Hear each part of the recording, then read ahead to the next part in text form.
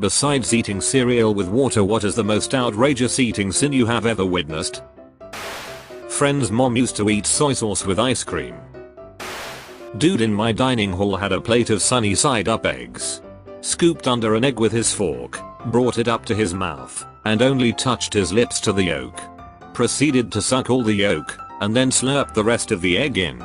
It was like a car crash. I couldn't look away, but I was horrified. I work at a pub restaurant waiting tables. This couple walks in who I've never seen but are apparently regulars. The bartender sees them, shoots me a glance, and goes to grab something from the kitchen. Before even taking their order, he's filled the crushed red pepper shaker and told me to take it over to them. The woman orders a small cup of French onion soup and proceeds to unscrew the cap of this shaker and dump the entirety of it onto her soup, an inch high off the top of her bowl. She's eating this spicy red pepper like cereal and didn't even ask for a drink refill. She must be dead inside and desperately trying to feel something. I was hoping a doctor would show up and say it was likely because she has X disease that destroys her ability to taste anything that isn't crazy spicy. A ketchup brownie. My cousin, this son of a bee. I hope he's arrested. A couple of years ago when my best friend and I were still in college, she stayed over at mine a few times. It was then that I learned that she liked dipping cheese into hot chocolate. Like, full on dunking it in, waiting for it to partially melt, swirling it around and then eating it. I love her to bits, she's like my kid sister, but I still haven't entirely recovered. Edit, from all these comments, I've learned that this is indeed a thing in some parts of the world. Cheers guys, I'm not sleeping tonight. I used to be obsessed with A1. I would put it on everything possible because I loved it so much. One day I put it on Jello. I no longer enjoy A1. My mom puts peanut butter on cold pizza. It is the closest flavor to vomit that is not vomit. You've got to add orange juice for that authentic vomit flavor. This thought actually made me nauseous. A+. Could only be worse with mint. My sister used to put ketchup on strawberries. This is why she had to be disappeared, isn't it? I live with someone who lives to eat food sins. Do you really think water with cereal is bad? Boy, the thing I would consider the least of eating sins would be when she microwaved a fricking pickle with cheese on it, then dipped in fricking ice cream. I can't stand to sit in the kitchen when she's in there because of the stuff she made. If anyone is interested, I'll provide more horrid creations she made and ate, but all you really need to know is that fricking pickle. Please, by all means, tell us more. I'm legit curious. She pulled a slice of pizza out of the trash, put cough syrup on it, and topped it off with a moldy fricking grape. She soaked a slice of bread with grape soda, froze it, then ate it after it fell into cigarette asks. A cosmic brownie dipped in fricking nacho cheese. She made a peanut butter and jam sandwich with American cheese, saltine crackers, and grapes. She for some reason really likes old grapes. I know there's more, but I'm afraid people will think I'm making this stuff up if I tell anything else worse. Does your roommate happen to be 10 raccoons in a trench coat? I watched a guy pour Sprite into a nice $50 bottle of wine because he didn't like the flavor. My Asian relatives eat shrimp with all the legs and stuff still on. Edit, about 8,000 people have commented that you can eat the head and legs on fried shrimp, and that's fine, but my family eats the entire thing. Poop vein, tail, head, shell, legs, regardless of cooking method or type of shrimp, and it sounds like hot wet toenails fighting in their mouths and I hate it. Thank you. I had a friend who went through a period where cake decorating was her hobby, and she made some amazing looking cakes that all tasted horrible because of the bizarre flavor combinations. It was always a bit funny because people would compliment the look of them and then have to figure out how to throw their pieces away without being rude about it. The worst one was a Christmas cake with an immaculate looking fondant Rudolph the red-nosed reindeer that was an orange spice cake covered in mint icing. It was like brushing your teeth and rinsing with orange juice in cake form. I remember when I was in high school, Crest had an orange mint flavored toothpaste. No clue what they were thinking. When I visited my aunt's family as a kid, she served a purple cow milk mixed with grape juice for breakfast. If you haven't tasted that, take my word for it, it's not a great concoction. In elementary school, We used to mix the milk and juice the school gave us for breakfast to puke and get sent home early. Apple juice and milk usually worked the best. I think grape juice and milk was a close second.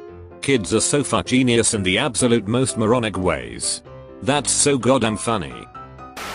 Mustard on cheesecake. Edit. Answering a few comments. It wasn't me, it was a friend. It was yellow mustard. Any kind of cheesecake. You can't compare it to mustard on a sandwich containing cheese. The flavor profiles of both are completely different. On top of that, cheesecake is a sweet, yes, and somewhat tangy, dessert, whereas normal cheese is just tangy, and all the other cheesy flavor profiles. The number of people that misread this as cheesesteak amuses me. Apparently this is normal in the Netherlands. That is a waste of cheesecake. My baby sister used to eat pancakes and ranch. My mom just accepted it because she was such a picky eater and this was something she just thoroughly enjoyed. We're pretty sure it's cause my mom craved both when she was pregnant with her. My sister would make Ritz cracker sandwiches, except the thing that went between the two Ritz cracker buns was another Ritz cracker, except chewed up and spit out. It was disgusting. I wasn't going to tell this story, but here I am. As a kid I would eat a whole bag of Doritos without swallowing, and then I'd spit out the pulverized chip dust and saliva mixture and roll it into a ball with my hands and then let it harden a bit in my desk at school between first and second break, and then eat it again during lunch when the outside was a bit crunchy again but the inside was still moist and the consistency of a chocolate truffle. This is my own confession. I really love to eat lemons. Not in wedges or squeezed on things, but in the way you would eat an orange or a clementine, by peeling it and eating the whole thing. For some reason sourness is just the best to me. I'm a person of many weird food preferences, but this is the one that causes witnesses to cringe the most. How's the enamel on your teeth doing? Edit. Really, this is my highest rated comment ever, about enamel.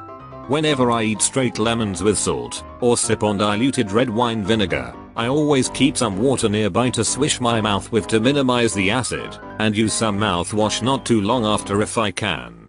Basically the same precautions you should take if you smoke a pipe or do anything that fills your mouth with anything that's bad for it.